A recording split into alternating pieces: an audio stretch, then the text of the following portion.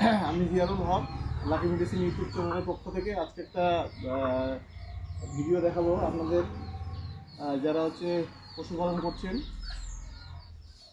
তো আজকে দেখেন এই যে গরুর বাচ্চাটা, ক্যামেরাম্যান, এই যে ঘা হয়ে গেছে, একটু ভালো করে দেখাবেন, ঠিক আছে? এবং এই ঘা হওয়ার পরে মাছি বসলে, মাছি পায়খানা করলে ম্যাগট, পোকা হয়, ম্যাগট হয়। তো এটাকে চর্মরোগ বলে। আমাদের গ্রামীণ সাধারণ মানুষ এটাকে বড়া টোড়া ইত্যাদি বলে চালিয়ে দেয়। এই চর্মরোগ হলে আপনারা সঙ্গে সঙ্গে পশু চিকিৎসকের সঙ্গে যোগাযোগ করবেন। কিন্তু কিছু কিছু ক্ষেত্রে দেখা যায় গ্রামের মানুষ এই বড়া ভেবে বিভিন্ন ধরনের গাছপাতা লাগিয়ে দেয় এবং পরবর্তীতে পশু মারা যাওয়ার একটা চান্স থাকে।